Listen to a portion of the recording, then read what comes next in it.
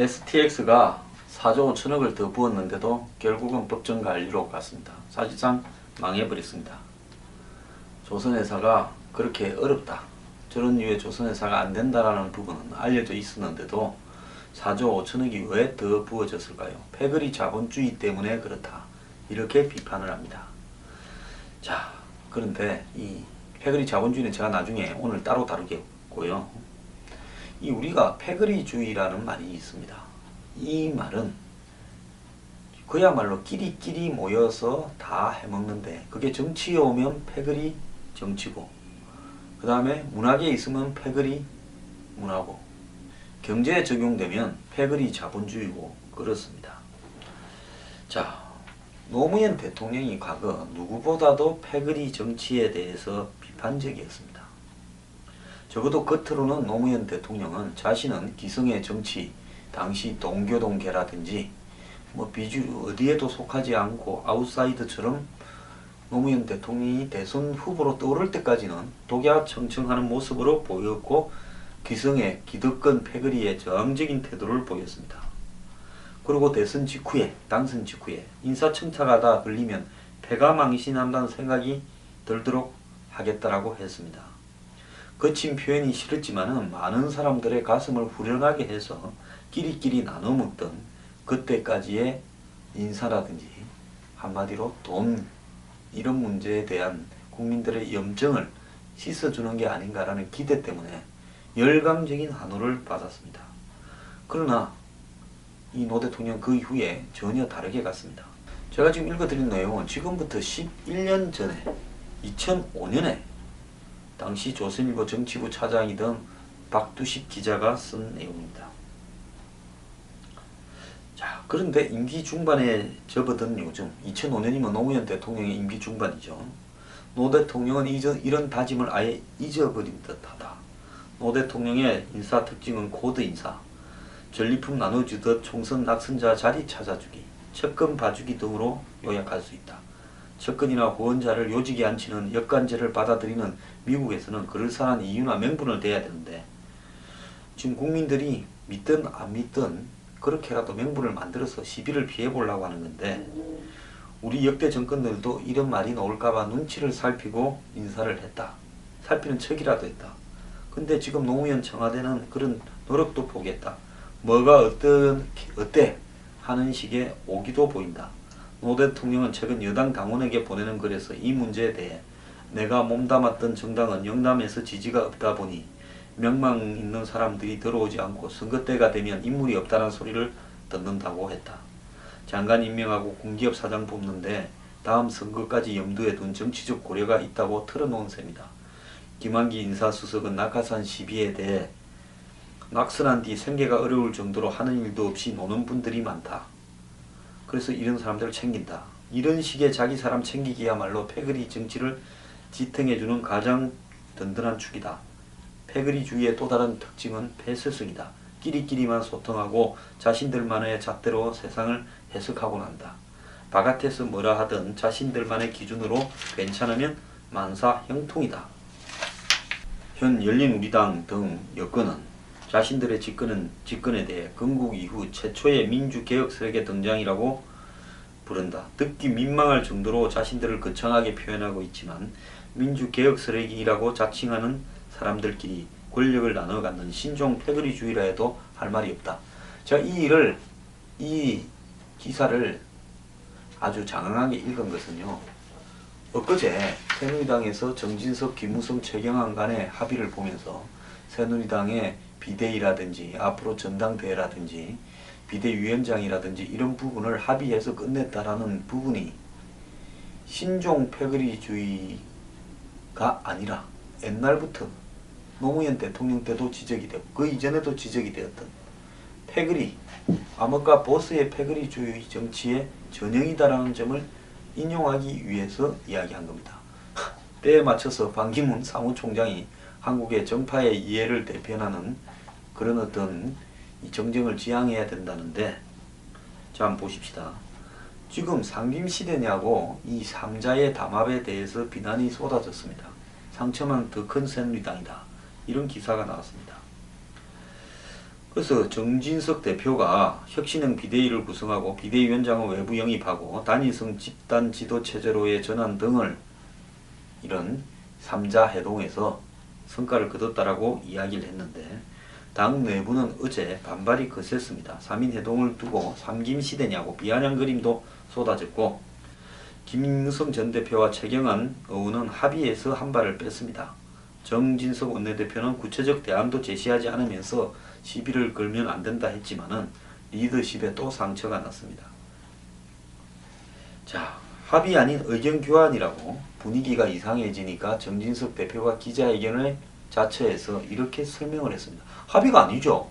김무성과 최경환이 정진석과 뜻을 모으면 그것이 당의 합의가 되어버리면 당은 공식적으로 밤거리에 패거리 보스가 다 좌지우지한다. 공당이 아니라 그야말로 이 갱스터들의 집단 비서단 행태로 전락하는 거 아니겠습니까?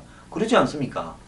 어떻게 당이 아무런 당직도 맡고 있지 않고 책임을 지어서 자수하겠거나 뒤에 빠져있겠다는 사람들이 너끼리 합의가 안 되니까 우리끼리 보스끼리 합의하겠다. 자, 이 합의 사이니까 다 따라.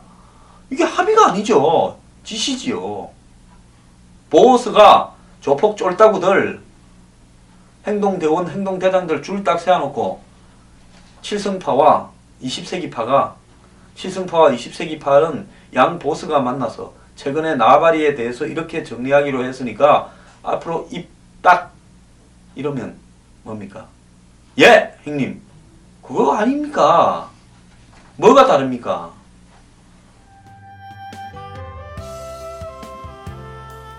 황장수의 뉴스 브리핑은 미래경영연구소가 여러분들과 그리고 미래경영연구소 회원분들과 더불어서 사회개혁을 위해서 만들어가는 방송입니다.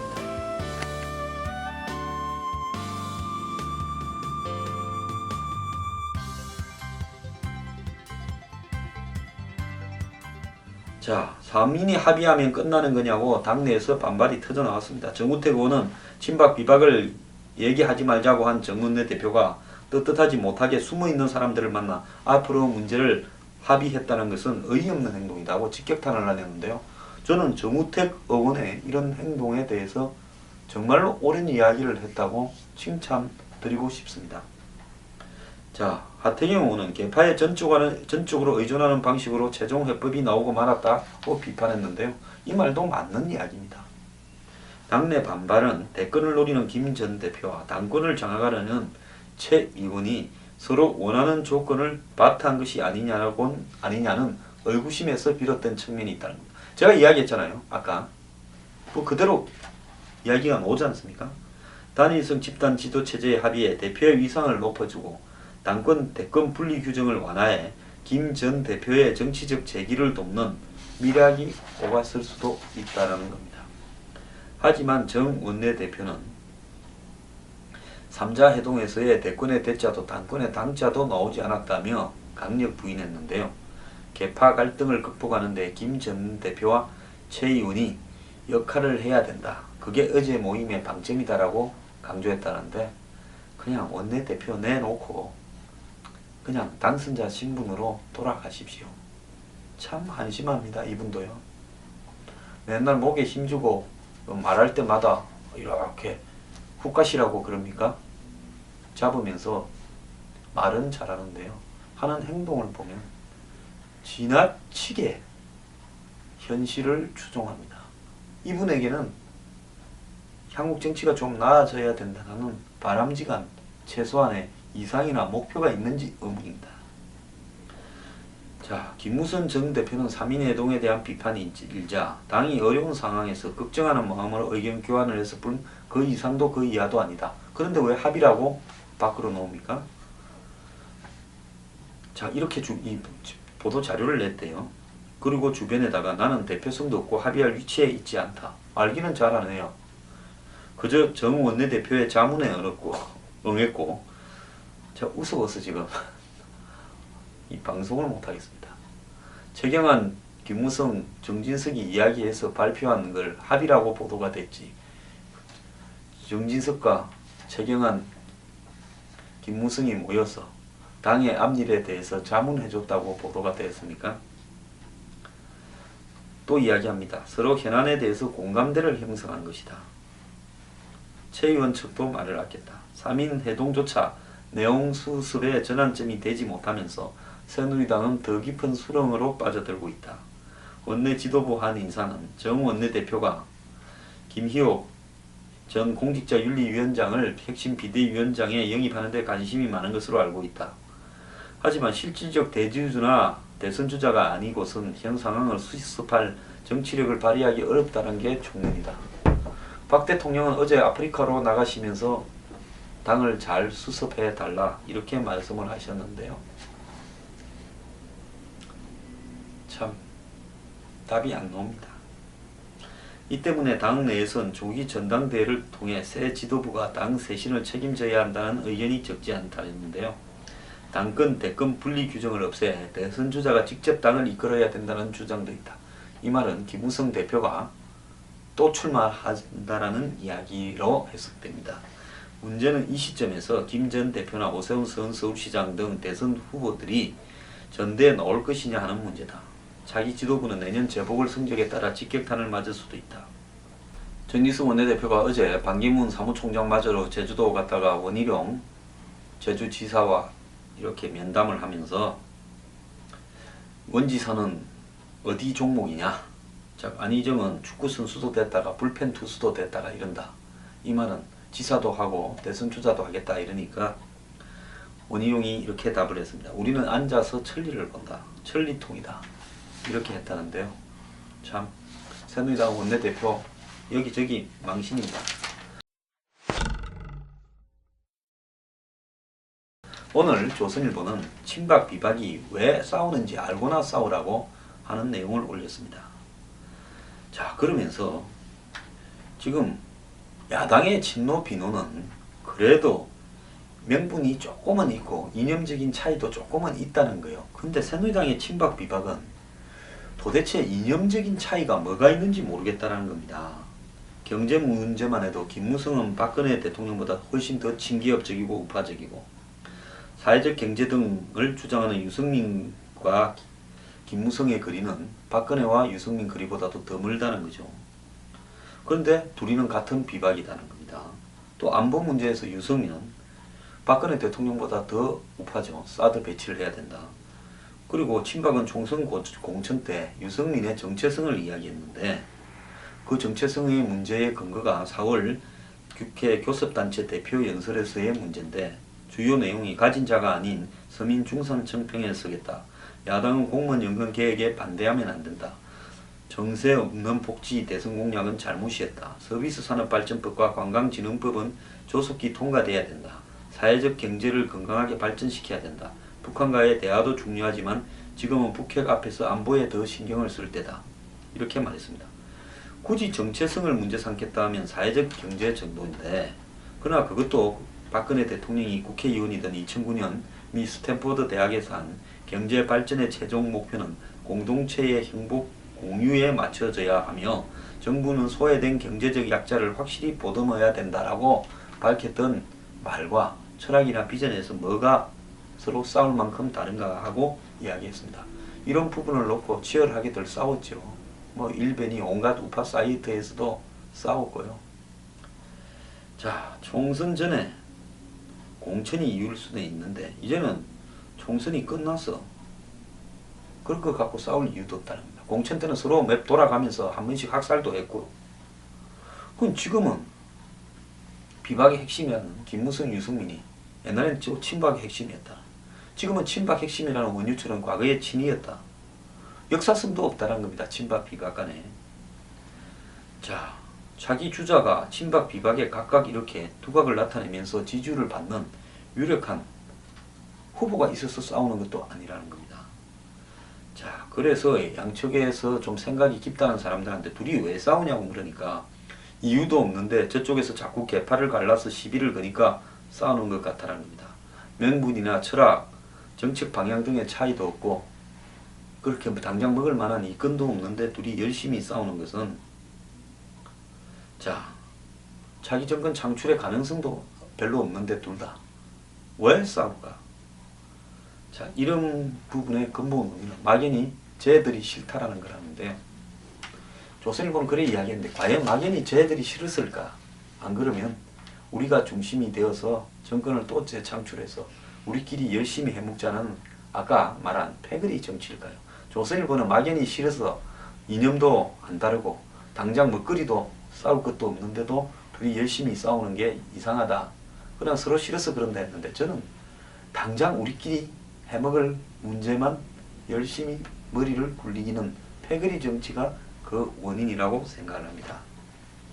지금 국민이 배제된 채 새 판을 짜야 된다. 뭐 그래서 금이 갔다는 손학규의 말, 개헌을 해야 된다는 말. 정의아 의장이 뭐 지난 2월달에 정대철 고문을 만나가지고 서로 당도 많이 다르잖아요. 그런데 대통령 나가겠다, 도와달라는 말이라든지, 그러면서 뭐 새 한국 정치 비전인가 만들어서 앞으로 정치 행보를 하겠다. 결국 개헌일 거고. 이거 여기에 핵심은 국민이 배제된 저들만의 패거리에 끼리끼리 나눠 먹기를 위한 개헌 지금 추진이라는 거죠. 그 다음에 이 친노하고 비노하고를 나누어서 야당이 저렇게 싸우던 것도 결국은 패거리 정치고, 지금 야당보다 더 심하게 새누리당에서 친박 비박이 싸우는 것도 패거리 정치를 위한 부분이라는 겁니다. 그래서 끝으로는 소통과 협치를 서로 야당 여당끼리 이야기하지만은 야당끼리, 야당 내에, 또 더민주 내에, 또 여권 내에, 새누리 내에도 이렇게 치고받고, 심지어 친박 내에도 서로 견제하는 이유도 소통과 협치를 이야기하지만 저들끼리는 먹을 거를 둘러싼 패거리 정치 때문이라는 겁니다. 그러면 반기문 사무총장의 대선 조기 등판도 새누리당의 패거리 정치에서 간판을 하나 세워놓아야, 유력 대선 주자가 있어야 패거리가 먹을 것도 생기고 내년까지 일용할 양식도 생기는데, 즉 비박은 제대로 된 대선 주자가 없으니까 김무성 대표가, 전 대표가 한다고 하지만은 우리가 반기문을 세워놓으면 잽이 되지 않을 거 아니냐. 자, 반기문 세워놓고 내년까지 또 일용할 양식을 열심히 모으고 또 내년 이후에는 5년을 또 먹고 살자. 이 패거리 정치 때문이고요. 지금 친박과 비박이 3자, 한마디로 보스가 만나서 나아바리를 정리하는 것도 패거리 정치고 그렇습니다. 둘이 왜 싸우는지 조선일보도 모르겠다고 하는데요. 저는 그걸 갖다가 잘 압니다. 패거리끼리 해야지 나눠 먹으면 먹을 게 줄어들기 때문에 그런 거 아니겠습니까? 패거리 안에서도 몇 사람이 해야 더 크게 먹으니까 그런 거 아니겠습니까? 간단한 걸 왜 조선일보는 모르겠습니까?